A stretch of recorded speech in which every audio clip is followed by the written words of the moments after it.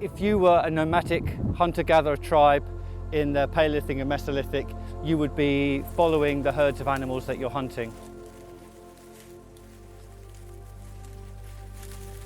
You will probably have a place you go in the summer and a place you go in the winter, and you could build one of these structures. A small family group could make one of these structures very easily in a day.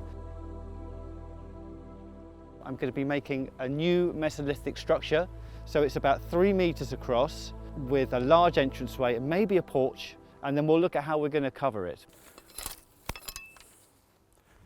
I've been doing this for about 30 years. My father was a scout leader, my grandfather was a scout leader, so I spent a lot of time in the woods making camps and building structures as a small boy. So I just continued doing that really as a job. So I'm working with hazel, cut very, very locally, and I think that's what they would have used, because as the ice sheets retreated and you get colonising tree species, hazel and willow were one of the things that grew in abundance, and actually they're great. You can cut them down to the ground and then you get more and more the more you cut. They're called sun shoots because in a dense canopy it's very dark and they want to reach the light. And you can tell what's new and what's taken a long time to grow by the way the bark is. 1 year, 2 years, 3 years. You see those points?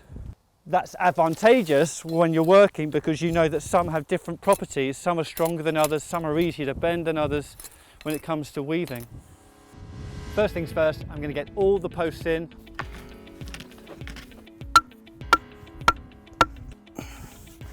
Okay, and that's a fair size hole. It's about 6-7 inches deep.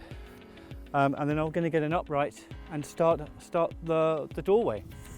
I'm going to go for the chunkiest ones and longer ones I can find at the moment. Because this was cut a few weeks ago, it started to dry out. It's a little bit brittle, so what I need to do, I need to warm up the fibres of the hazel to make it flexible. I mean, it's naturally flexible, but just to work a little bit will hopefully prevent it from snapping too much. So, okay, that'll lock there while I get this one in. Not having to duck. It's nice and wide. Yeah, I'm happy with that. You're twisting the fibres until it sort of turns into rope. So what this does, it means that this can't pull away because it's tied to the whole structure, almost like a ring beam, because it comes back on itself. Okay, next rod.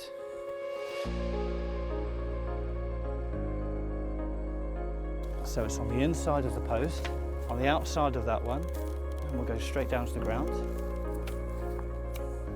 Between each post, we've added one rod at a time, and we've added it underneath and then rolled it onto the top.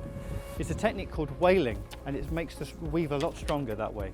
What's keeping this upright is the tension of that rod around this.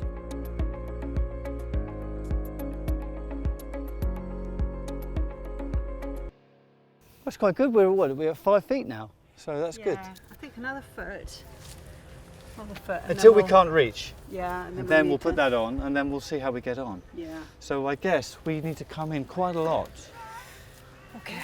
So Rebecca and I have been working together for nearly 20 years, and we've been very fortunate to attend lots of art events for weaving around the world. We went and did a great big structure in Canada which looped up into the trees in the forest. That was a really great project. But also I love Latvia, and Mark created a lovely piece on an island with like a woven tree. But we just love doing this weaving wherever we go. It's really good fun. We're going to now start to bring it in. It'll eventually go up and up and up to a point. As we weave, we're pulling the uprights down so that the weave holds it tighter. It's really physical. You have to like do two things at once, use your strength and be thinking about what you're doing next, and making sure it's going in the right place. And just before you finish weaving it, you know it's good, and it's really hard to push in so that it will really hold it like that. That's a really good hold there, and that's pushing it over. As you can see, it's just kind of bring it in. Looks like it's getting lower. Oh, I know why. It's because of the weight of the structure. Yeah. It's pulling it out on the sides. Yeah. All that strength Yeah. of the curve here, because it's under tension, it's pushing it out. You push, I'll pull. 1, 2, 3. Okay, it's pulled up a good 4 inches there. We also need to do the same way with this. Bring it in this way a bit. Okay, what I'm going to do, I'm going to roll it through. So mind your hand. But there's quite a lot of tension on there at the moment. Yeah, it's not until there's a ring beam at this level Yeah. will this not move. Yeah, I think that's going to work. Oh, hang on. Nearly there. It's this one, it's this back one that's the awkward one. Whoa! That's it. And push.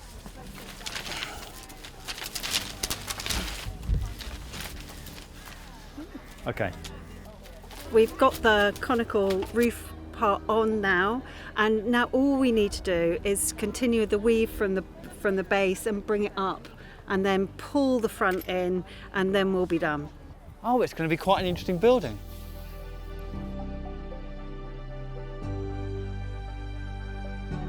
Structures like this will tend to last 2 to 5 years, and perhaps even longer with animal skins or turf or thatch.